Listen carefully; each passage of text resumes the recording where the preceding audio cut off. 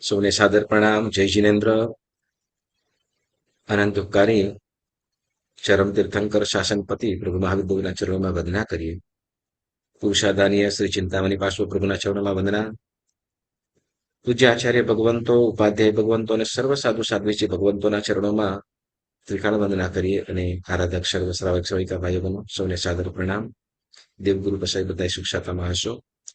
આપણે સ્વાધ્યાય શરૂ કરીએ એ પહેલા પરમાત્માને પ્રાર્થના કરીએ અને વિનંતી કરીએ. આપણા એક વૈરાગી આત્મા છે, કોઈ અધ્યાત્મ તરફ વળે છે, મતલબ આત્મભાવમાં સ્થિર થવા માટે એના જે શુભ ભાવો છે, આત્મચિંતન કરે છે, આત્મવિલોકન કરે છે, તો એના ભાવો કેવા હોય છે, શું ચિંતન કરે છે, આ પદની અંદર આપણે સાંભળીએ. ખૂબ સરસ મજાનું આ ગીત છે અને આપણને એક સારા ભાવની અંદર લઈ જાય છે. તો આપણે સાંભળીએ. ઓકે. બંધન બંધન ઝંખે મારું મન, પણ આત્મ ઝંખે છુટકારો. બંધન બંધન ઝંખે મારું મન, પણ આત્મ ઝંખે છુટકારો. મને દહેશત છે આ ઝઘડામાં, મને દહેશત છે આ ઝઘડામાં, થઈ જાય પૂરો ના જન્મારો. બંધન બંધન ઝંખે મારું મન, પણ આત્મ ઝંખે છુટકારો. મીઠા મધુરાને મન ગમતા પણ બંધન અંતે બંધન છે. લઈ જાય જન્મના ચકરાવે એવું દુઃખદાયી આલંબન છે. હું લાખ મનાવું મનડાને, હું લાખ મનાવું મનડાને, પણ એક જ એનો ઉહકારો. બંધન બંધન ઝંખે મારું મન, પણ આત્મ ઝંખે છુટકારો. અકળાયેલો આત્મ કહે છે મને, મુક્ત ભૂમિમાં ભમવા દો. ના રાગ રહે ના દ્વેષ રહે, એવી કક્ષામાં મને રમવા દો. મિત્રાચારી આ તનડાની, મિત્રાચારી આ તનડાની, બે ચાર ઘડીનો ચમકારો. બંધન બંધન ઝંખે મારું મન, પણ આત્મ ઝંખે છુટકારો. વર્ષો વીત્યા વીતે દિવસો, આ બે શક્તિના ઘર્ષણમાં, મને શું મળશે વિષ કે અમૃત આ ભવસાગરના મંથનમાં. ક્યારે પંખી આ પિંજરાનું, ક્યારે પંખી આ પિંજરાનું, કરશે મુક્તિનો ટૌકારો. બંધન બંધન ઝંખે મારું મન, પણ આત્મ ઝંખે છુટકારો. પણ આત્મ ઝંખે છુટકારો.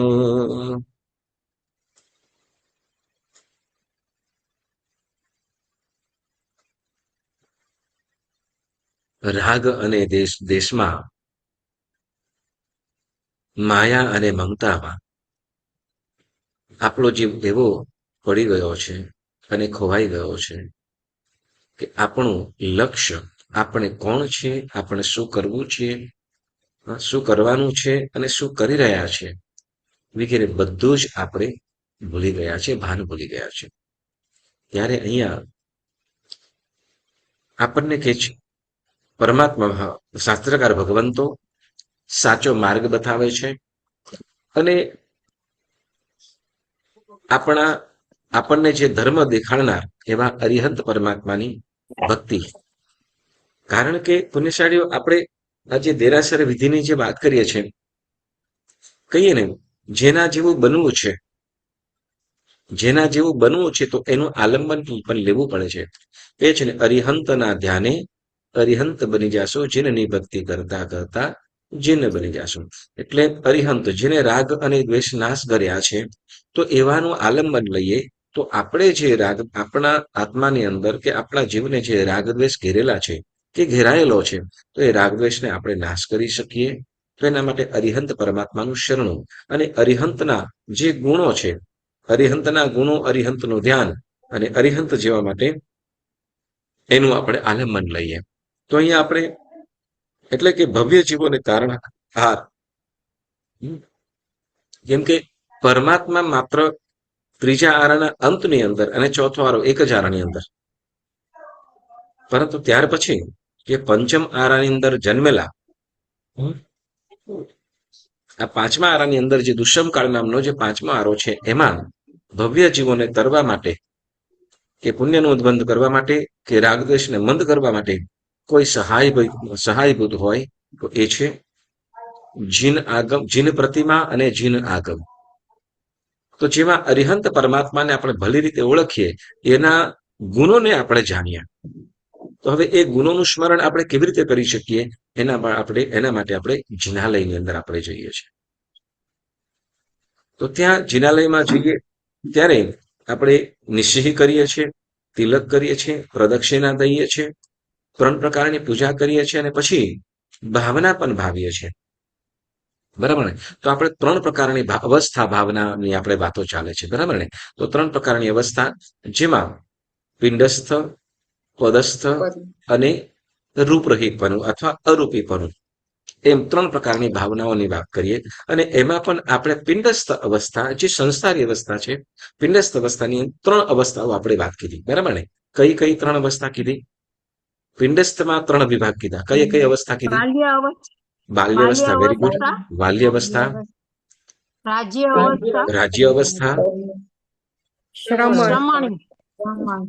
અને શ્રમણ અવસ્થા. બરાબર? આ 3 અવસ્થાઓ પણ ભાવવાની છે. તો આપણે ફટાફટ બોલતા જઈશું. બાલ્ય અવસ્થા આપણે પરમાત્માની કેવી રીતે ભાવીશું? મેરુ શિખર નવરાવે, એટલે નવન પરમાત્માની જયારે અભિષેક પૂજા કરીએ છીએ, બરાબર ને? તો જે મેરુ પર્વત ઉપર, મેરુ પર્વત ઉપર 64 ઇન્દ્રો મળીને અસંખ્ય દેવદેવીઓ સપરિવાર સહિત પરમાત્માનો જે અભિષેક કરે, અને ત્યારે કેટલા, તો કે 1,60,00,000. કેટલા અભિષેક થયા? 1,60,00,000 અભિષેક. અને કળશ કેટલા હતા? તો કે 64,000. કેટલા કળશો કેટલા હતા? 64,000 કળશ. 8 જાતના 8,000. 8 જાતના કળશ. કેટલા? 8 જાતના કળશ છે, એક જાતમાં તો કે 8,000, તો કે 8 64. અને એમાં એક કળશથી કેટલા? તો કે અભિષેક, તો કે કુલ, તો કે 1,60,00,000 ઉપર 1 કોડી કળશાનો અધિકાર, એટલા અભિષેક કરવામાં આવે છે. એટલે એટલા એ પરમાત્માનો અભિષેક કરે છે. તો એ, અને એમ કીધું આપણે ગઈ વખતે કદાચ બોલી ગયો હોય ક્યાસ, પણ છતાંય ફરીથી પણ, કે આ દુનિયાની અંદર, જ્યારે આપણે સ્નાત્ર અભિષેક કરીએ છીએ ને, ત્યારે આ ચોક્કસ આ વાત આપણે સ્નાત્રની અંદર પણ કહીએ કે જ્યારે પરમાત્માનો અભિષેક થાય છે, જ્યારે પરમાત્માનો જન્માભિષેક મેરુ પર્વત ઉપર થાય છે, ત્યારે જે દેવલોકના દેવો, ઇન્દ્ર તો સમ્યક દ્રષ્ટિ હોય એટલે અરિહંતની ભક્તિ પાછળ ગાંડા બની જાય, પણ જે એના સિવાયના પણ બીજા દેવો આવે છે એ મેરુ પર્વત ઉપર, અને જે એ જિનેશ્વર દેવનું એ બાલ પ્રભુનો જે અભિષેક થાય છે, એ અભિષેક વખતે જે આહલાદક એટલે આનંદકારી વાતાવરણ હોય છે, એટલું નયન રમ્ય, એટલું ગમી જાય, એટલું એવું અદ્ભુત દ્રશ્ય હોય કે એ દ્રશ્ય અને તે વખતે થતો આનંદ, તે વખતે દેવોને થતો આનંદ કેવો લાગે ખબર? તો કે તૃણમપી ગનયંતી નૈવ નાકમ યેષામ અભિષેક કર્મ કૃત્વા મત્તા હર્ષ ભરાત સુખમ સુરેન્દ્રા તૃણમપી ગનયંતી નૈવ નાકમ પ્રાતઃ સંતુ શિવાય તે જિનેન્દ્રા. અમે જયારે પ્રતિક્રમણમાં બોલીએ, તમે સંસાર દાવા બોલો અને મારે સવારના પ્રતિક્રમણમાં આ સૂત્ર બોલાય છે. વિશાલ લોચન કલમ. આપણે બે પ્રતિક્રમણ સૂત્રમાં આયર્યું વજાય પછી તરત સૂત્ર આવતું હતું. હવે એમાં કહેવામાં આવ્યું છે કે જેનો અભિષેક કરીને, સાંભળજો, જેનો અભિષેક કરીને દેવો એટલા આનંદિત બને છે, એટલા સુખની અનુભૂતિ કરે છે કે દેવલોકના એ સુખો, દેવલોકના એ નાટકો કે નાચ ગાન વગેરે કેવા લાગે છે એમને? તો કેમ ઘાસના તણખલા જેવા. કેવા? ઘાસના તણખલાની કિંમત શું? ઘાસના તણખલાની કિંમત શું? કઈ નહીં. બરાબર. ઓકે. એમાં સ્વાદ શું?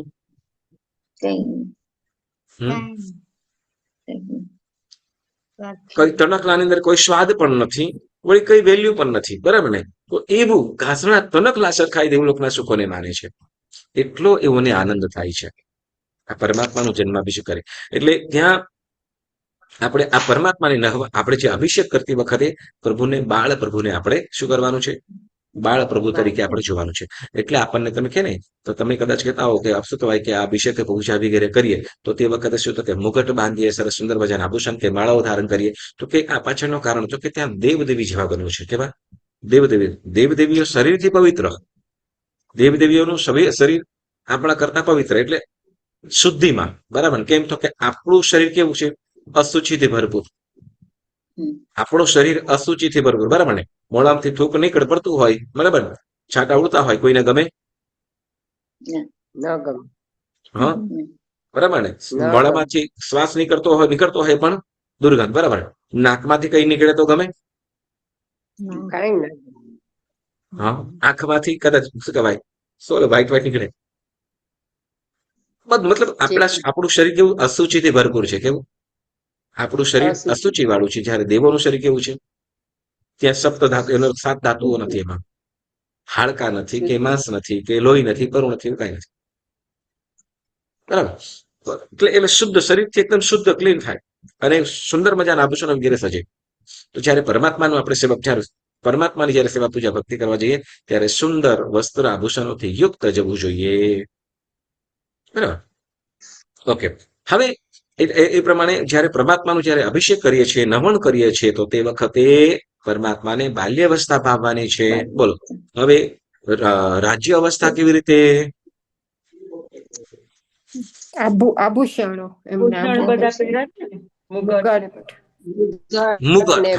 મુગટ છે, આભૂષણ છે, કુંડલ વગેરે છે, ગળે મોતીઓની માળા વગેરે ધારણ કરાવેલી છે. તો તે વખતે પરમાત્માને કેવા?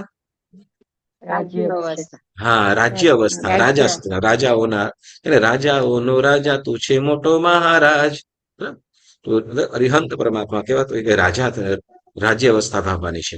અથવા બીજી રીતે કહીએ તો જયારે પરમાત્મા સુંદર અંગરચનાથી વિભૂષિત થયા હોય તો તે વખતે પણ રાજ્ય અવસ્થા ભાવી શકાય. પણ તે વખતે આપણે સંધ્યા સમયની અંદર જે આરતી વગેરે કરતા ત્યારે અરિહંત પરમાત્મા, અરિહંત પદસ્થ અવસ્થા રીતે ભાવવાનું છે. પણ મુગટ જયારે પહેરાવી વગેરે તો રાજ્ય અવસ્થા. બરાબર? હવે ત્યાર પછી ત્રીજી અવસ્થા કઈ કીધી? શ્રમણ એટલે સાધુ ભગવાન. શ્રમણ એટલે સાધુ. યસ, શ્રમણ એટલે સાધુ ભગવાન. તો સાધુ પરમાત્માની શ્રમણ અવસ્થા કેવી રીતે ભાવીશું? પંચમુષ્ટિ લોચ. યસ, બરાબર. પછી શું? મસ્તક ઉપર જે ઝીણા ઝીણા વાળ હોય છે. હા, જે આપણે લાઈન હોય છે ને, એમ. બરાબર? અત્યારે શું પીળો થાય, પીળો કલર કરી દીધો છે ને, ભરાઈ ગયો છે. તો એ જે ગોલ ગોલ રાઉન્ડ ધીરે ધીરે હોય છે જીના, તો એને જોઈને શું કે પરમાત્માને શું કે વાળ, એ પરમાત્માના ઝીણા ઝીણા જયારે પંચમુષ્ટિ લોચ કર્યા બાદ જે ઝીણા ઝીણા હાથમાં મુષ્ટિમાં ન આવે તો એ ત્યાં ઝીણા ઝીણા વાળ હોય એને શું કરે? તો કે ઇન્દ્ર મહારાજા દેવ દૃશ્ય વડે પોતે એને ત્યાં ને ત્યાં છાપી દે. બરાબર? એટલે શું કરી દે કે ત્યાં ને ત્યાં ગોલ ગોળ થઈ જાય ને ત્યાં ચોટી જાય. હવે વાળ વધે પણ નહીં નીકળે પણ નહીં. બરાબર? તો એ વાળ પછી વધે નહીં. એ અતિશય પરમાત્માનો ગુણ છે. બરાબર?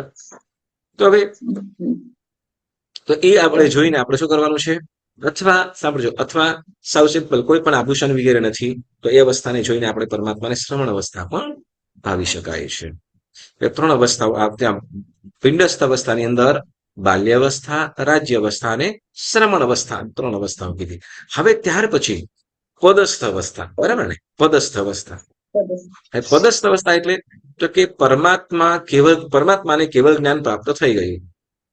પરમાત્માને કેવળ જ્ઞાન પ્રાપ્ત થયું, જેમ આપણે મહાવીર સ્વામી ભગવાનને કેવળ જ્ઞાનની પ્રાપ્તિ રુજુવાલિકા નદીના કિનારે થયું. બરાબર ને? વળી તે વખતે ત્યાર પછી પરમાત્મા ત્યાં પણ સમવસરણ મંડાયું. બરાબર? ત્યાં પણ સમવસરણ મંડાયું. એટલે ત્યાંથી શું થયું? તો કે ત્યાંથી પદસ્થ અવસ્થા ચાલુ થઈ ગઈ. દેશના ભલે નિષ્ફળ ગઈ, પણ પદ ચાલુ થઈ ગયું. કેમ? તો કે સમવસરણ કોના માટે મંડાય? તીર્થંકર માટે જ. હા, તીર્થની સ્થાપના ન થઈ, પણ સમવસરણ તો થઈ ગયું. એટલે જેમ ત્યાં વિરતિના પરિણામ વાળું કોઈ હતું નહીં, એટલે પણ આપણે ચાલો આપણે અપાપાપુરી નગરી એટલે હાલનું પાવાપુરી, તો ત્યાં પ્રભુ મહાવીરની પ્રથમ દેશના થઈ અને ત્યાં ભવ્ય જીવોને બધા જીવોને દેશના આપી અને ત્યાં તીર્થની સ્થાપના કરી. તીર્થની સ્થાપના કરી ત્યાં અને તીર્થંકર થયા. એટલે તીર્થંકર પદ ઉપર આરૂઢ થયા. તીર્થંકર પદ ઉપર મતલબ તીર્થંકર પદ મતલબ તીર્થંકર નામ કર્મ ઉદયમાં આવ્યું અને તીર્થ પ્રવર્તાવ્યું. એટલે તીર્થ પ્રવર્તાવ શું કરે? તો કે પ્રભુ દેશના વડે ઉપદેશ આપ્યો, દેશના દીધી, અને તે વખતે સાધુ, સાધ્વી, શ્રાવક, શ્રાવિકા, બરાબર, એ ચતુર્વિધ સંઘની સ્થાપના કરી. એટલે ચતુર્વિધ સંઘની સ્થાપના કરીને તીર્થ પ્રવર્તાવ્યું. અને ત્યાર પછી તો કે જે સાધુઓ છે, એ સાધુમાં પણ વિશિષ્ટ જે સાધુઓ છે, જેમાં પણ વિશિષ્ટ સાધુઓ છે, તો એ સાધુઓને પ્રભુ વાસક્ષેપ વગેરે કરીને, વાસક્ષેપ નાખીને એ યોગ્ય જીવોને ગણધર પદે સ્થાપિત કરે છે. ગણધર પદે સ્થાપન કરે છે. તો એ પ્રવૃત્તિ કરે છે. ત્યાર પછી પરમાત્માનું જે આગળ નિર્વાણ સુધીનો જે સમય છે, નિર્વાણ સુધીનો સમય છે, તો એને શું કહેવાય છે? પદસ્થ અવસ્થા. નિર્વાણ સુધી. નિર્વાણ પછી સિદ્ધ અવસ્થા. પણ આપણે જે કેવળ જ્ઞાન પ્રાપ્ત થયું, સમવસરણ ચતુર્વિધ સંઘની સ્થાપના થઈ, ત્યાં સુધીથી નિર્વાણ સુધીનો જે સમય છે, નિર્વાણ સુધી, ત્યાં સુધી એને પદસ્થ અવસ્થા કહેવાય છે. હવે આ પદસ્થ અવસ્થા આપણે કેવી રીતે ભાવના પાવી શકશું? તો એની માટે કે છે અરિહંતના 12 ગુણો છે. બરાબર ને? 12 ગુણ અરિહંત દેવ પ્રણમી જે ભાવે, એવું આવે છે ને? આવે છે એવું ક્યાંક ચૈત્યવંદન છે. બરાબર ને? હા, તો એમાં 12 ગુણ કીધા. તો એમાં આપણે 4 જે અતિશય, આમાં 8 અતિશય, 8 પ્રતિહાર્ય કહીએ. અષ્ટ 8 પ્રતિહાર્ય કે જે દેવો દેવ દ્વારા થાય છે. તો જેની અંદર આપણે કહીએ, પેલું આપણે જિનાલયની અંદર જઈએ ને, આપણે હવે રવિવારે તો બધા દેરાસરમાં આવ્યા હતા કે નહીં? હા, ક્યાંથી આવ્યા મને ખબર છે પાકું. શું? તો કે લાડુ ખાધા આપણે રવિવારે. હે, બરાબર ને? હા, પણ તમે પૂજા કરવા માટે આવો ત્યાં આપણે શું પાર્શ્વનાથ ભગવાનની પાછળ આપણે પીછવાઈ છે, છત્ર ઉપર છે, છત્રની પાછળ જે ચાંદીની પીછવાઈ બનાવેલી છે, એમાં શેનું દ્રશ્ય ખ્યાલ છે? અશોક વૃક્ષ. કયું? અશોક વૃક્ષ. પરમાત્મા અરિહંત દેવ, અરિહંત પરમાત્મા શેની નીચે બેસીને દેશના આપે છે? અશોક વૃક્ષ. પરમાત્માની પોતાની સાઈઝથી કેટલું? તો કે 12 ગણું ઊંચું હોય. તો એ અશોક વૃક્ષ છે. કયું? અશોક વૃક્ષ. તો એ અશોક વૃક્ષને જોતા પરમાત્માને અરિહંત પદસ્થ અવસ્થા એ ભાવનાઓ છે. વળી સાથે અશોક વૃક્ષ, વળી ત્યાં આજુબાજુની અંદર જોજો તો કે દેવો તેની અંદરથી પુષ્પ વૃષ્ટિ કરી રહ્યા છે, એવું પણ દ્રશ્ય તમને જોવા મળશે.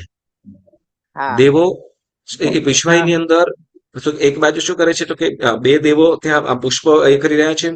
2 દેવો શું કહેતા, ઓલા નગારા, તબલા નગારા જે વગાડતા છે, અને એક દેવ વાંસળી કે ઓલું શરણાઈ પણ વગાડે છે. આ તમે આ પીછવાઈની અંદર આ દ્રશ્ય છે, પીછવાઈ છે ને એમાં દ્રશ્ય છે, આ તમે જોજો. બરોબર? તો આ પીછવાઈની અંદર આ બધા ચિત્ર જોઈને શું? તો કે અરિહંત પરમાત્મા પદસ્થ અવસ્થાને ભાવવાનું છે. વળી એ તો ખરું, પણ એના સિવાય પરિકરમાં પણ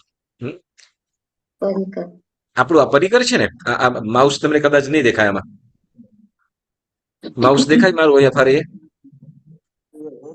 નથી દેખાતું ને? નહીં દેખાય, બરાબર. તો એમાં લઈને ગયા છે ઓલું ચોપડી હતી પરિકર વાળી.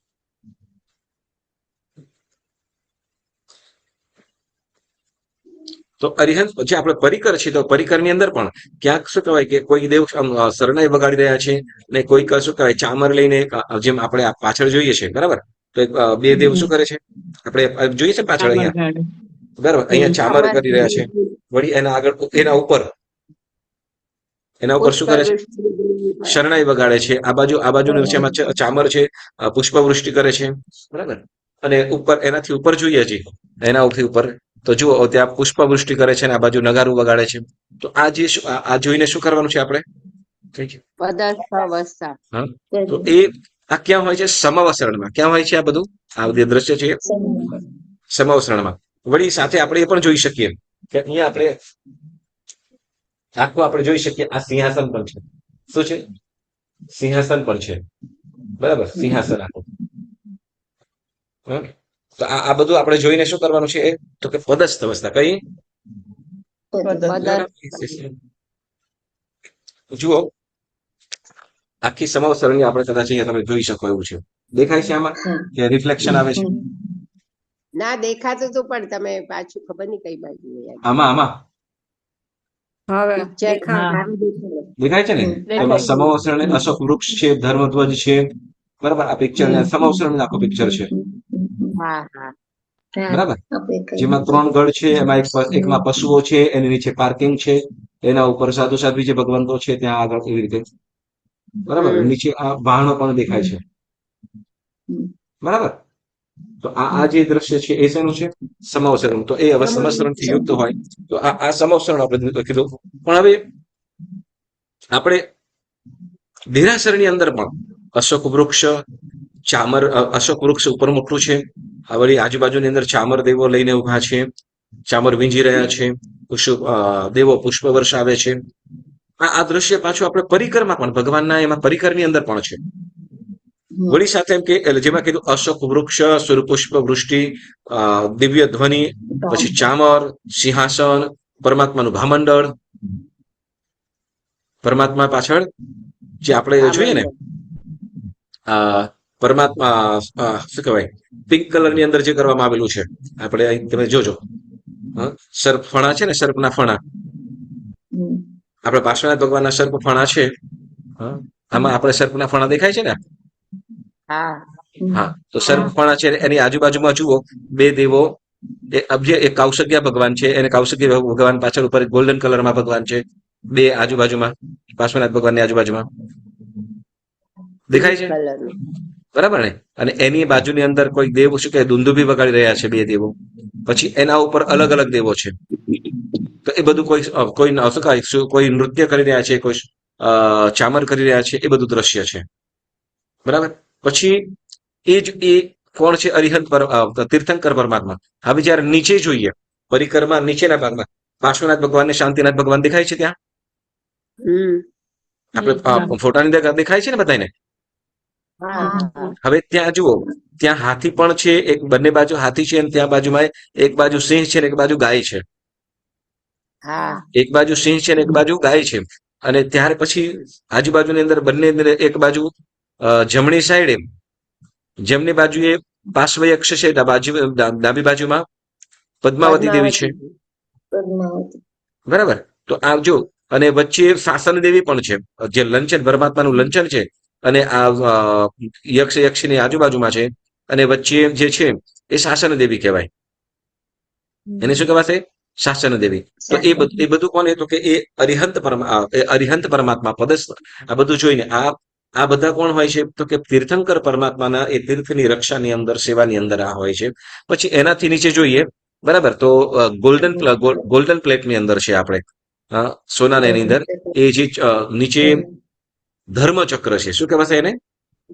ધર્મચક્ર. આ ધર્મચક્ર ક્યાં? તો કે અરિહંત પરમાત્મા હોય ત્યાં હોય. હવે આની અંદર આપણે આ ફોટાની અંદર આપણે આ જે નીચે લાઈન, લાલ કલરની જે લાઈન કરી દીધેલી છે ને, તો એકચ્યુઅલી ત્યાં આપણે નવગ્રહ કયા નવગ્રહોની નિશાની છે ત્યાં. ઓકે, આ નવગ્રહોની નિશાની છે. પણ હવે શું છે, ઘણી વખતે કલર કરનાને કે પછી ઓલા અમુક લોકોને ખ્યાલ ન હોય એટલે ચાલો ને આમ થઈ ગયું છે એટલે કરી નાખીએ, એટલે તેને ચોખનાઈ ન કરે. બાકી આ પદસ્થ અવસ્થા ભાવવા માટેની આ નિશાનીઓ છે. એટલે નવગ્રહ પણ સાંભળજો, નવગ્રહો પણ પરમાત્માની સેવામાં હોય છે. ખ્યાલ આવ્યો? તીર્થંકર પરમાત્મા હોય છે ત્યારે બધા ગ્રહો પણ અનુકૂળ થઈ જાય અને નવગ્રહો પણ જેની સેવામાં છે. એટલે આ નીચે જે પાર્શ્વનાથ ભગવાનના ફોરા છે ને અને શાંતિનાથ ભગવાનનું મસ્તક, તો જે લાલ લાઈન કરેલી છે એના ઉપર સેજ વાદળી કલરની અંદર તો સેજ ગોલ્ડન કલરની અંદર પીળા કલરની અંદર દેખાય, તો ત્યાં નવગ્રહો પણ રહેલા છે. એવી રીતે શાંતિનાથ ભગવાન શું કહેવાય આપણે આદિનાથ ભગવાન અને મહાવીર સ્વામી ભગવાન, એમાં પણ આ બધી જ વસ્તુઓ બતાવવામાં આવેલી છે. તો આ જે છે શું છે, નવગ્રહો વગેરે છે. બરાબર. વળી ઉપર આપણે જોઈએ છીએ તો છત્ર પણ છે. તો છત્ર પણ ત્રણ છત્ર, કેટલા? 3 છત્ર. પરમાત્મા ઉપર 3 છત્ર છે. બરાબર. આ 3 છત્ર શેના માટે? તો કે પરમાત્મા કેવા છે? 3 ભુવનના નાથ. કેવા છે? ત્રણેય ભુવનમાં, ત્રણેય લોકમાં જેનું આધિપત્ય છે એ સૂચવવા માટે પરમાત્મા ઉપર 3 છત્ર હોય છે. અને જે ચામર હોય છે તો ચામર એ પ્રતિહાર્ય છે, તો કે વિંજાય. દેવો ખાલી પકડેલા હોય પરંતુ ઓટોમેટિક વિંજાતું હોય. ચામર ઓટોમેટિકલી સહજ રીતે થતું હોય. તો એમ આ બધું જોઈને શું કરવાનું છે, તો કે પરમાત્માની પદસ્થ અવસ્થા ભાવવાની છે. બરાબર. પહેલી અવસ્થા કઈ કીધી? પિંડસ્થ અવસ્થા. બરાબર. પિંડસ્થ અવસ્થામાં 3 ભાગ. બરાબર. પદસ્થ અવસ્થામાં કોઈ એવા ઉત્તર બીજો કોઈ ભાગ નથી. તો પદસ્થ અવસ્થા તો કે કેવળ જ્ઞાન પામી પરમાત્મા જે ભવ્ય જીવનને દેશના આપતા હોય, એટલે જેને આપણે ભાવ અરિહંત કહીશું. શું? ભાવ તીર્થંકર. ભાવ તીર્થંકર. તો ભાવ તીર્થંકર એટલે સમવસ્ત્રણમાં બેસીને ભવ્ય જીવનને દેશના આપતા હોય, વિચરણ કરતા હોય, તો એને ભાવ તીર્થંકર એવું કહેવાય છે. તો આ બધું જોઈને પરમાત્માને કેવા, તો કે ભાવ તીર્થંકર સ્વરૂપે જોવાનું છે. તો વિચાર કરો, આપણે જે જિનાલયની અંદર આ બધી વસ્તુઓ આ જે પરિકરની અંદર કરવામાં આવેલી છે, આપણને આ બધું સૂચવે છે આ કેવી રીતે કરવાનું હોય છે. તો પરમાત્માની જયારે આપણે પૂજા કરીએ, આપણને ખ્યાલ ન હોય એટલે શું કરીએ, આપણે તો ખાલી પૂજા કરીને ત્યાં તેના ફટાફટ ભાગી નીકળીએ અને ચૈત્યવંદન ખાલી નમોત્તરમ એ જોઈને જ આપણે નમોત્તરમ કે જે સૂત્રો શીખ્યા હોય બોલીને નીકળી જઈએ. પરંતુ આ વસ્તુ બધું ભાવના પણ ભાવવાની છે. એટલે આપણે કીધું ને, એક દુહા આપણે બોલતા હોય છે પરમાત્મા સમક્ષ ઉભા રહીને, પ્રભુ દર્શન સુખ સંપદા, પ્રભુ દર્શન નવને, પ્રભુ દર્શન થી પામીએ સકલ પદાર્થ સે. બરાબર ને? પછી ભાવે ભાવના ભાવીએ, ભાવે દીજે દાન, ભાવે જિનવર પૂજીએ, ભાવે કેવળ જ્ઞાન. તો કે હવે જુઓ, ભાવે જિનવર પૂજીએ. આપણે જો આપણને ભાવ ન હોત, બરાબર ને, ભાવ ન હોત તો દેરાસર સુધી પહોંચ્યા હોત ખરા? ભાવ ન હોય, બરાબર. ભાવ હોય તોય નથી પહોંચતો, તો ભાવ વગર તો કેવી રીતે જઈ શકીએ? બરાબર ને? સાચી વાત ને? અમે ભાવથી કરી લઈએ. ઘણી વખત અમે ઘરે ભાવથી કરી લઈએ એમ કે,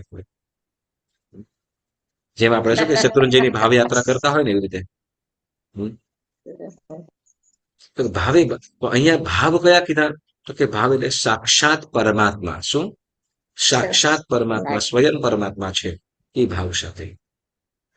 પરમાત્માની પ્રતિમા નહીં, પણ પરમાત્મા સ્વયં સાક્ષાત છે એવા ભાવ સાથે એવી એની પૂજા કરી. એ રીતે આપણે પૂજા કરીએ. કારણ શું? તો કે ઘણી વખત જેમ કે ને પરમાત્માનું નામ, પરમાત્માની પ્રતિમા પણ પરમાત્માનું દર્શન કરાવે છે અને પરમાત્માની ઓળખ આપે છે. અને એને આપણે સાક્ષાત પરમાત્મા જ માનવાના છે. પૂજ્યપાદ આચાર્ય ભગવાન આપણે કલાપૂર્ણ સૂર્યજી મહારાજ સાહેબ, એ તો જયારે ચૈત્યવંદન કરે ને, પરમાત્મા સમક્ષ ચૈત્યવંદન કરે તો ભગવાન સાથે વાતો કરતા હોય. અરે ભગવાન બોલે છે, જુઓ ભગવાન શું જવાબ આપે છે, અરે જુઓ હસે છે ભગવાન. અરે છે એમની જે ચૈત્યવંદને જે ભક્તિ કરે, તમે આપણે જોઈને આપણે જોઈએ ને તો આમ થઈ જાય, અરે કેવી ભક્તિ.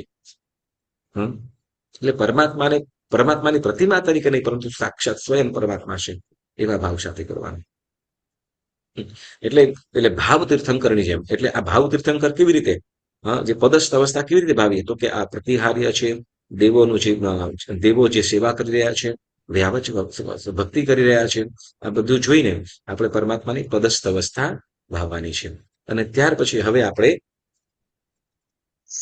રૂપરહિત સિદ્ધ અવસ્થા. કઈ? સિદ્ધ અવસ્થા. બરાબર. સિદ્ધ અવસ્થા કેવી રીતે? તો કે હવે સિદ્ધ અવસ્થા આપણે કેવી રીતે ભાવી શકીએ? વિચારણા થાય કે નહીં? આવો ભાવ આવે કે વિચાર આવે કે ના આવે? ચાલો આપણે કહીએ કે પદસ્થ અવસ્થા. પદસ્થ અવસ્થા કેવી રીતે ભાવી શકે? પદસ્થ અવસ્થા આપણે જેમ ભાવી, બાલ્ય અવસ્થા ભાવી, તેમ પદસ્થ અવસ્થા ભાવી, વળી શ્રમણ અવસ્થા ભાવી, રાજ્ય અવસ્થા ભાવી. તો જેની નિશાનીઓ હતી, પણ હવે મોક્ષની અંદર તો કોઈ નિશાની છે નહીં. મોક્ષમાં હવે અરૂપીપણું સિદ્ધ અવસ્થા છે, તો એની ભાવના કેવી રીતે ભાવી શકીએ આપણે? વિચાર આવે કેવી રીતે કરીશું? સિદ્ધ શિલા ઉપર કેવી રીતે? સિદ્ધ શિલા ઉપર એમ કે આપણે હા, પણ આમાં કે આપણે ભગવાનનો ફોટો છે, એમાં સિદ્ધ શિલા તો કોઈ જગ્યાએ છે નહીં. બરાબર. પોતામાં ચાલો નથી, હા, પણ આપણે ચાલો સિદ્ધ અવસ્થા કેવી રીતે ભાવીએ?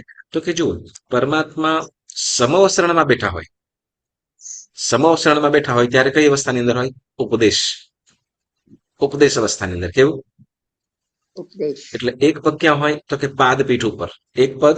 એક પગ ઉપર હોય, બાદ પણ એક પગ ક્યાં હોય? તો કે નીચે, એટલે પાદપીઠ, જે પગ મૂકવાનું જે રત્નનું કમળ જે બનાવેલું હોય એના ઉપર પગ હોય. બરાબર. પણ જયારે સિદ્ધ અવસ્થા હોય ત્યારે તો કે પદ્માસનમાં બેસી જાય. શું કરે? પ્રભુ પદ્માસનમાં. ખાલી એક બે ભગવાન ખાલી કૌશિક ધ્યાનની અંદર મોક્ષે સીધાવ્યા છે. એક બે ભગવાન. બરાબર. બાકીના ભગવાન શું કર્યું છે? તો કે અંતિમ અવસ્થામાં શું કર્યું છે? તો કે પદ્માસન. પદ્માસન ખ્યાલ આવે ને? આપણે જે પાર્શ્વનાથ ભગવાન, શાંતિનાથ ભગવાન, અહીંયા જે 5 ભગવાન છે અને બીજા પંચધાતુના ભગવાન છે, એ બધા જે અવસ્થાની અંદર બેઠા છે એને કયું કહેવાશે? પદ્માસન. બરાબર. પલાઠી નહીં, પલાઠીની અંદર બંને આ પુસ્તક આપણા જે પગ છે નીચે સાઈડે છે, પણ બંને સાથળ ઉપર હોય. બરાબર. હવે નથી કરી શકતો ભાઈ, એટલે નહીં બતાવું. પેલા કરતા હતા. યસ. તો એ પદ્માસનની અંદર બેસે. તો જયારે પરમાત્માની પદ્માસન અવસ્થાની અંદર આપણે જોઈએ તો એને કઈ અવસ્થા ઉજવવાની છે? સિદ્ધ અવસ્થા. કઈ? સિદ્ધ અવસ્થા, કે જેમાં અરૂપીપણું. શું કર્યું છે? અરૂપીપણું, કે જ્યાં હવે કેવા થઈ ગયા છે પરમાત્મા? તો કે અશરીરી થઈ ગયા છે. જેને કોઈ પણ પ્રકારનું હવે આયુષ્ય નથી, કોઈ પણ પ્રકારનું શરીર નથી, કોઈ પણ પ્રકારના પૂતગલો પણ નથી, માત્ર શુદ્ધ આત્મા. શું? માત્ર શુદ્ધ આત્માને પામ્યા છે. એટલે જેને કે આત્મસિદ્ધિ. સિદ્ધ, હા, સિદ્ધ અવસ્થા, કે સિદ્ધ તો સિદ્ધ થયા. તો કે કયું સિદ્ધ થયું? તો કે આત્મસિદ્ધિ. કેવું? કઈ સિદ્ધિ? આત્મસિદ્ધિ. એમ સિદ્ધિઓ ઘણા પ્રકારની. કોઈ વચન સિદ્ધિ હોય, હા, કોઈ વચન સિદ્ધ હોય, કોઈ વળી મંત્ર સિદ્ધ કર્યા હોય. તો જે વસ્તુઓ સિદ્ધ કરી હોય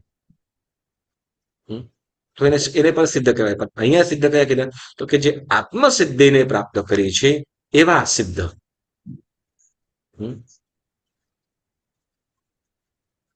કેવા? તો કે જે આત્માથી, જે શરીરથી તદ્દન માટે છૂટા થઈ ગયા છે અને શુદ્ધ આત્મ સ્વરૂપને પ્રાપ્ત કર્યું છે એવા, એટલે આત્મસિદ્ધ થયેલા આત્માઓ, એને સિદ્ધ અવસ્થા. કે જે પરમાત્મા પદ્માસનમાં બેઠા છે. વળી જેમ શું કહેવાય કે તે વખતે જેમ આપણે શાંતિનાથ પ્રભુ, નેમિનાથ પ્રભુ, ત્યાં કોઈ પણ પ્રકારનું પરિકર નથી. ત્યાં કોઈ પણ પ્રકારનું પરિકર નથી. તો ત્યાં આપણે કહી તો કે સિદ્ધ અવસ્થાને જોઈને પણ આપણે ભાવી શકીએ. તો અરિહંત, હવે અરિહંત પરમાત્મા છે તો એ પરિકર, જેમ કહેવાય ને કે અલગ અલગ અવસ્થા, અલગ અલગ વસ્તુ છે ને અલગ અલગ આપણે ભાવનાઓ ભાવીએ છીએ. તો એમ અહીંયા પરમાત્મા જે પદ્માસનમાં બેઠા છે, તો એ દ્રશ્ય, એ પરમાત્માને પદ્માસનમાં બેઠેલા જોતા આપણે શું કરીએ? તો કે સિદ્ધ અવસ્થાની ભાવના ભાવવાની છે. હવે સિદ્ધ અવસ્થાની ભાવના કેમ ભાવવાની? સિદ્ધ અવસ્થાની ભાવના કેમ ભાવવાની? ક્ષય કરીને સિદ્ધ અવસ્થાની કેમ ભાવના ભાવી? હલો. તો કે જો આપણને પણ સિદ્ધ થવું છે, સિદ્ધ શિલામાં સ્થાન પામવું છે. જેના જેવા બનવું છે, એના જેવું એનું ધ્યાન કરવું. તો અરિહંતને જોતા રાગદ્વેષને નાશ કરવા માટે અરિહંતનું અરિહંત અવસ્થાને ભાવીએ. વળી સિદ્ધ અવસ્થા 8 કર્મનો નાશ કરવા માટે શું કરીએ? તો કે સિદ્ધ અવસ્થાને પણ ભાવીએ. બરાબર. તો આમ 3 પ્રકારની અવસ્થા આપણે ભાવના કીધી. પહેલી પિંડસ્થ અવસ્થા, બીજી પદસ્થ અવસ્થા અને ત્રીજી સિદ્ધ અવસ્થા અથવા અરૂપીપણું અથવા રૂપરહિતપણું. રૂપાતીત રૂપાતીત પણ કહી શકાય. અરૂપી એટલે રૂપાતીત, જે રૂપને જ રૂપથી અતીત થયા છે. અતીત એટલે જેમાં રંગરૂપની અંદર જેને દૂર થઈ ગયા. રંગરૂપ કોનું છે ખબર છે? આપણને પૂતગલોનું જે શરીર મળ્યું છે ને એનું. આપણી પાસે આ શરીર છે, રૂપાળા દેખાય છે ને આ શરીર, બરાબર. પણ એ પાછું કાયમ માટે નથી. આત્મા સ્વયં અરૂપી છે. બરાબર. તો એવી રીતે સિદ્ધ અવસ્થા આપણે પરમાત્માને પદ્માસનમાં બિરાજતા એવા પરમાત્માને જોઈને સિદ્ધ અવસ્થા આપણે ભાવવાની છે. બરાબર. ચાલો, તો હવે આ 3 અવસ્થાની આજે વાત કરી. હવે આપણે સહેજ કલ્યાણ મંદિર સ્તોત્રની પણ વાત કરીશું. બરાબર. કલ્યાણ મંદિર સ્તોત્રમાં આપણે 4 ગાથા સુધીની આપણે વાત કીધી. બરાબર ને? જેમાં આપણે ગઈ વખતે ગાથા નંબર 4, જેમાં આપણે ખૂબ સુંદર મજાની વાત કીધી. મોહ ક્ષયાદ અનુભવન્નપી નાથ મર્ત્યો નુનમ ગુનાન ગનયતુમ ન તવ ક્ષમેત કલ્પાંત વાંત પયસઃ પ્રકટોપી યસ્માન મીયેત કેન જલધેર્નુ રત્ન રાશિ. મોહનીય આદિ કર્મના ક્ષય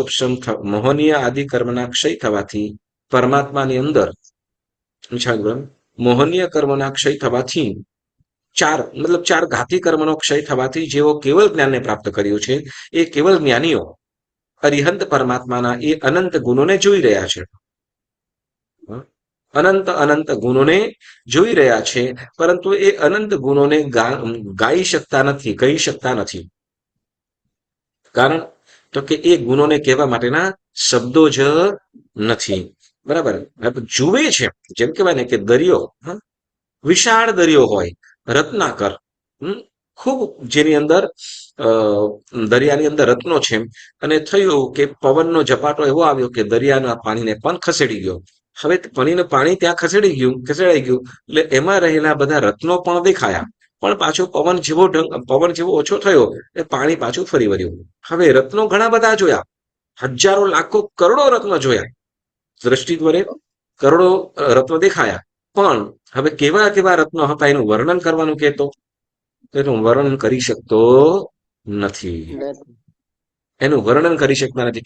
કેમ તો કે એના માટે શબ્દો જ ન મળે. આ ગાથા ઉપર એક નાનકડી કથા મને યાદ આવે છે, તો તમને જણાવો.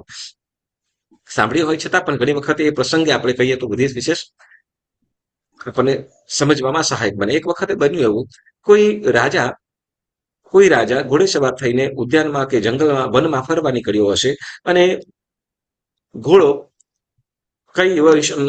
કઈ કારણોસર ભાન બોલ્યો, અને આમ ઘોડો ગાંડો થયો અને ત્યાંથી ભાગતા ભાગતા ગાઢ જંગલમાં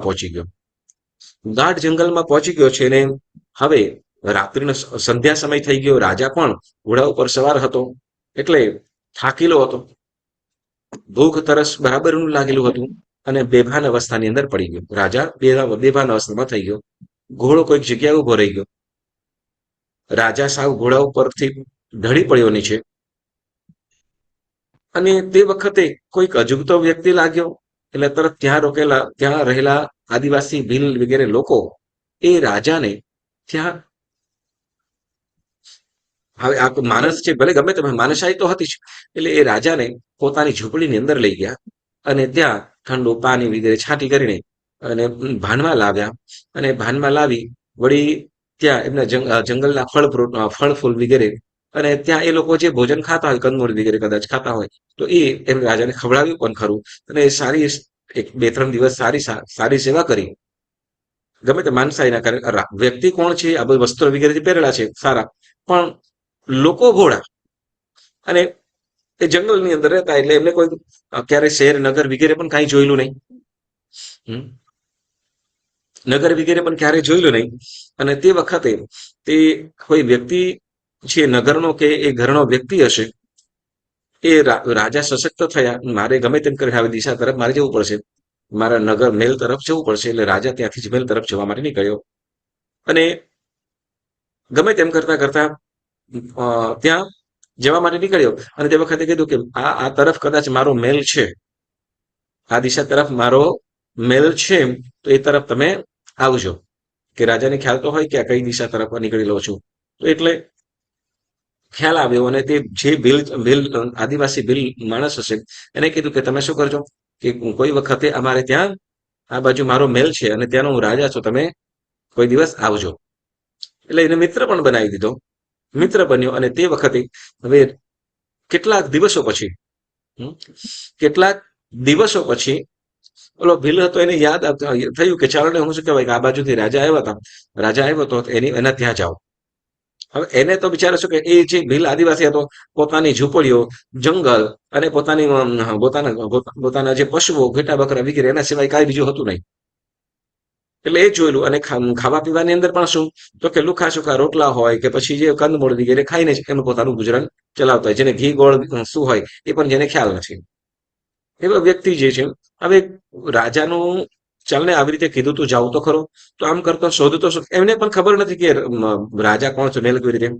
તો પણ એને કીધું કે આ દિશા તરફ છે, દિશા વગેરે કહીને એ તરફ ગયો. અને આ બાજુ ઓલો જે ભીલ આદિવાસી હતો એ પણ ધીમે ધીમે આમ ફરતો એક દિવસ આ રાજાના મહેલ સુધી પહોંચી ગયો, પોતાના મહેલ સુધી પહોંચી ગયો. હવે એનું પરિવાર પણ હતું, પણ અહીંયા કોઈને પણ કીધા વગર આમને નીકળી ગયો. અને રાજાને શું કહેવાય કે રાજા ઓલા દરબારના વગેરે હતા તરત અટકાવ્યા, પરંતુ કીધું કે આવ્યો છે. અને રાજાએ પણ ત્યાં વાત કરેલી કે આવી રીતે કોઈ ભીલ કદાચ આવે, ભીલ આદિવાસી આવે, મને ચોક્કસ શું કે મારો એને જીવ બચાવેલો છે, મારા ઉપર એને શું પ્રાણદાન જીવનદાન આપેલું છે, તો ગમે ત્યારે આવે. નગરની અંદર ઢંઢેરો ઉદ્ઘોષણા કરાવેલી હતી, જાહેર કરેલું હતું કોઈ આવે તો એને ચોક્કસ મને બોલાવજો, પૂછપરછ વગેરે કરીને એમ લઈ આવીશું. અને જ્યારે રાજાએ દરબારો દ્વારા સૂચન મળ્યું કે આવી રીતે કોઈ ભીલ આદિવાસી આવ્યો છે અને રાજા સ્વયં એને લેવા આવ્યો, તો રાજા તરત ઓળખી ગયા કે હા એ જ વ્યક્તિ છે. એટલે તરત રાજા પોતાની પાસે લઈ જાય, પોતાને ત્યાં. હવે એ પોતાને ત્યાં લઈ જાય છે અને ત્યાં એ એકદમ ઓલો શું કહેવાય કે હવે એને તો નાની ઝૂંપડી જ જોયેલી, ઝૂંપડી અને ઝાડ પાન વગેરે. હવે ત્યાં તો આ તો શું કહેવાય મોટો મહેલ, દરબારો પણ સારા એવા વસ્ત્ર બધા ધારણ કરેલા, ઓલા પહેરેદારો વગેરે પણ. અને રાજા પણ પોતાના શું કે સોનાનો મુગટ ધારણ કરેલો છે, ઉત્તમ જાતના આભૂષણો વગેરે. હવે તો જોઈને આ બધી કેવા બધા કપડા પહેલા છે, જ્યાં સોનું જોવા પણ ન મળ્યું હોય. અને આ તો બધા સોનાના વગેરે આભૂષણ વગેરે. રાજા પણ એની આગતા સાગતા ખૂબ કરી, બેસવા માટે કામ સુંદર મજાનું આસન, એ પણ ગાલીચો એકદમ મસ્ત, બરાબર. તો બિચારો શું કહેવાય કે એકદમ ગાલીચો વગેરે. અને હવે જ્યાં ગામડા શું કહેવાય જે એ જંગલની અંદર તો કે ઘાસની ઓલી કુટીરની અંદર રહેતા હોય અને સુવા માટે પણ શું કરે તો ઘાસ અને લીલા પાંદડા પાથરી દે એટલે જેને છટછટે નહીં, એવી રીતે સુવાનું હોય. અને એની જગ્યાએ તો શું કે એકદમ મખમલી ગાલીચા હોય. કેમ કે રાજાને તો શું કે અમારા માટે પરમ ઉપકારી છે, આમ એના થકી જ હું બચ્યો છું, આ ન હોત તો હું બચી શક્યો નથી. એટલે પછી એની જે સેવાની અંદર જે નોકર ચાકર છે વગેરે છે એ પણ એને એકદમ સારામાં સારી સેવા, ફૂલ વ્યવસ્થા. એટલે સુંદર મજાના ભોજન પકવાન, ઘેબર વગેરે ઉત્તમ જાતની મીઠાઈઓ એને ખવડાવી. અને ઠંડા પીણા જ્યુસ શરબત વગેરે પણ પીવડાવ્યા. ઓલો તો એવો રાજી થઈ ગયો અને કેટલાક દિવસ સુધી રહ્યો, સાંભળ્યો, કેટલાક દિવસ સુધી રહ્યો. અને હવે એ પણ શું કહેવાય એ પણ હવે જેમ શું કહેવાય જંગલની અંદર રહેતા હોય, તડકાની અંદર આમ તેમ, એટલે એના શરીરની અંદર પણ શું આવે એકદમ થઈ ગયા. પણ હવે અહીંયા તો ઉત્તમ ઘીથી લથપથતા માલમરીદા વાપરે, રાજા વપરાવે છે. અને કઈ પણ કામની એટલે શરીરથી પણ ધીમે સશક્ત થવા લાગ્યો. સશક્ત એટલે શરીરનો રંગ વગેરે પણ બદલાવા લાગ્યો. એટલે હવે કેટલાક દિવસો ત્યાં રહ્યો છે, અઠવાડિયું 15 દિવસ કદાચ ત્યાં રહ્યો હશે, શરીરથી પણ મસ્ત થયો. હવે બન્યું છે કે હવે એને પોતાના પરિવારની યાદ આવી, કે એની પોતાની પત્ની છે, માતા પિતા છે, એના સંતાનો પણ છે.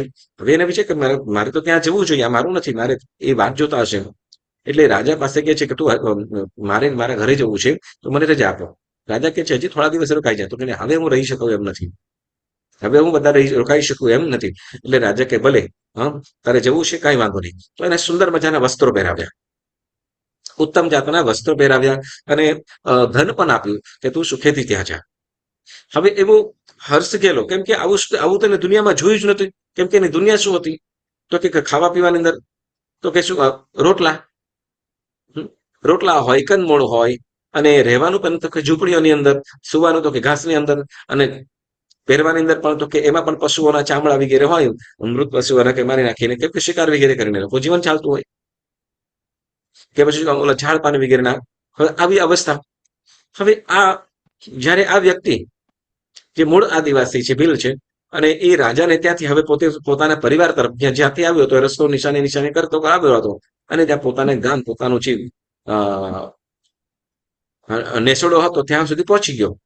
પણ હવે ત્યાં જાય છે, ત્યાં પહોંચે તો બધા લોકો ત્યાં તો એનાથી દૂર ભાગવા માટે, આ કોઈક આવી ગયું છે, એને જે પત્ની છે એને ઓળખતી નથી, એને માતા પિતા કે છે એને ઓળખતા નથી, અને સંતાનો છે પણ ઓળખતા નથી કે મારા પપ્પા આવવાના હતા, મારા પતિ આવવાના હતા, મારો દીકરો આવવાનો હતો.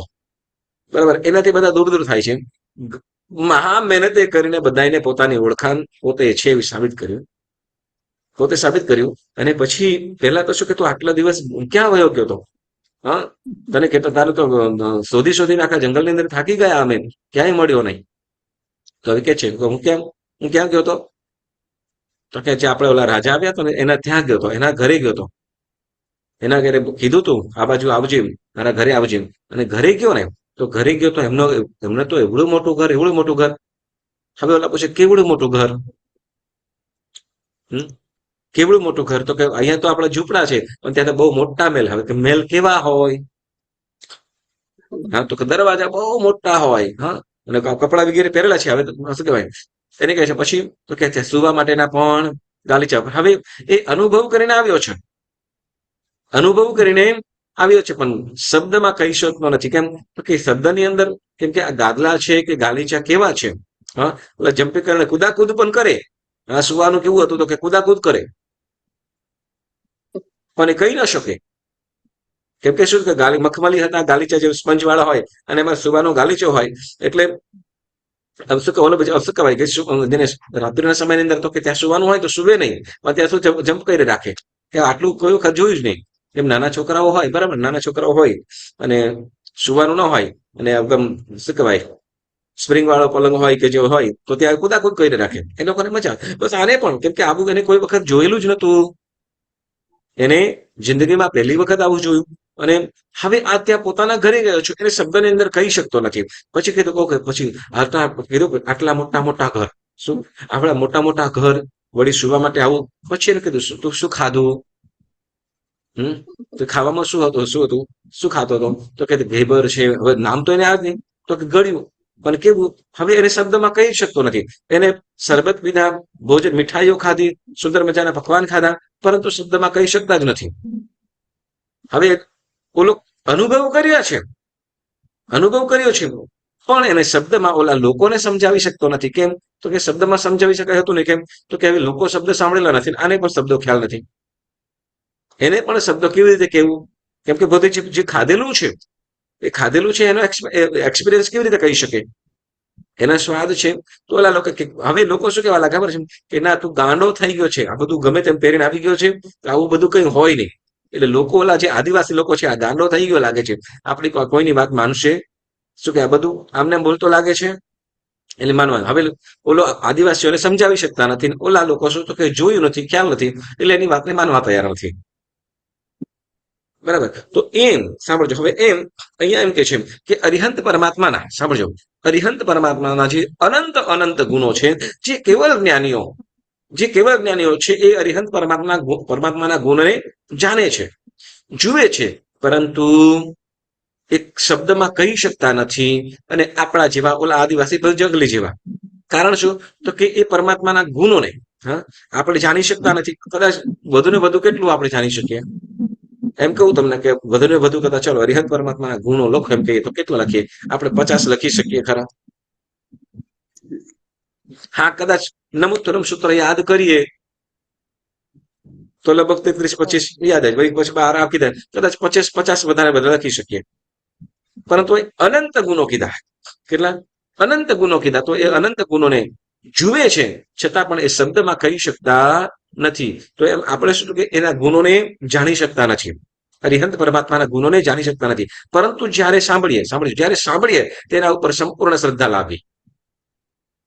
કારણ શું? તો કે જે કહેનારા છે, જે સંપૂર્ણ જ્ઞાનથી જુએ છે.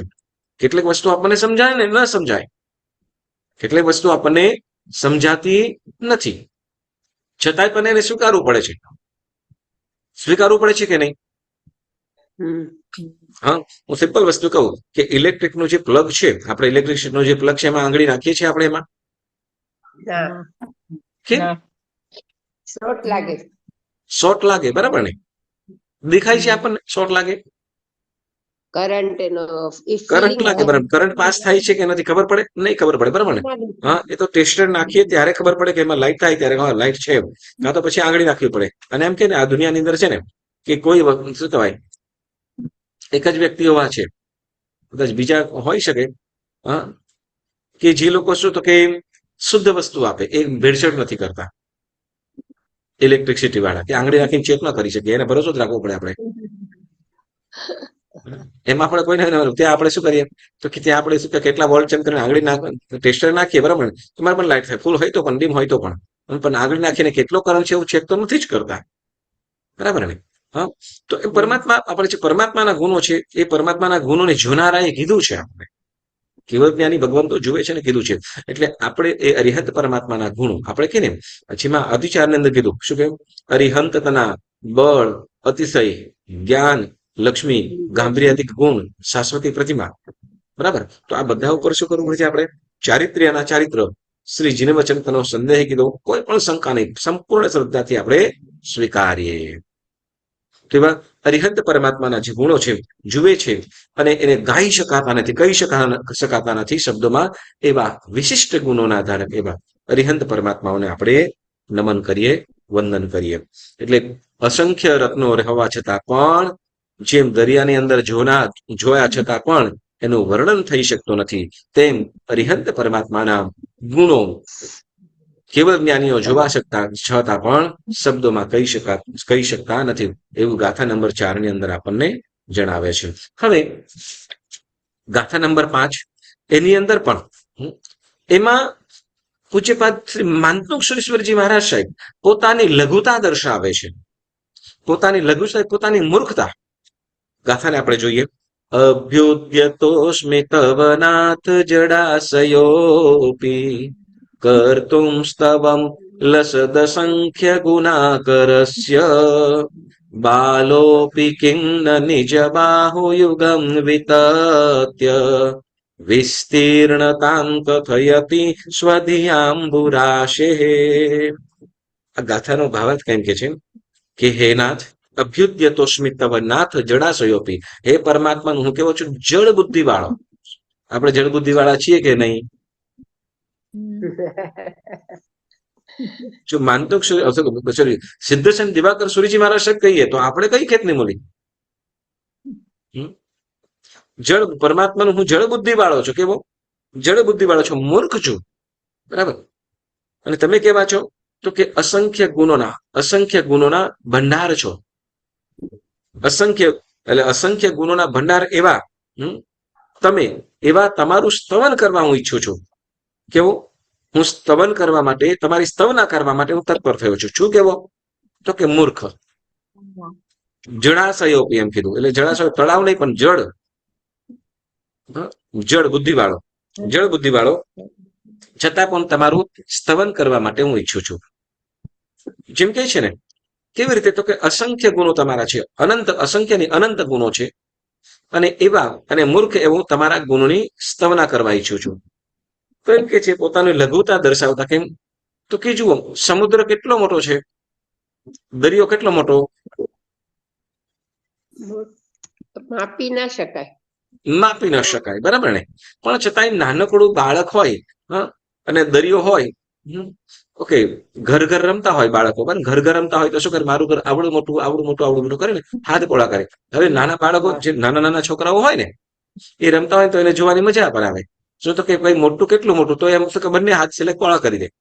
આવડું મોટું, આવડું, બરાબર ને? તો આવડું. તો દરિયો જેમ પોતાના દરિયાને બતાવવા માટે બહુ મોટો, આવડો મોટો દરિયો આમ કરીને બંને હાથ પોળા કરે, બરાબર ને? પોતાની વિશાળતા, હવે પોતાની બુદ્ધિથી. હવે એના બે હાથ લાંબા કરે તો કેટલું થાય?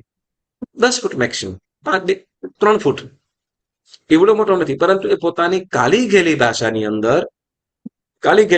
અંદર એનું માપ છે બતાવે છે અને માણી પણ લે છે, એને માને પણ છે.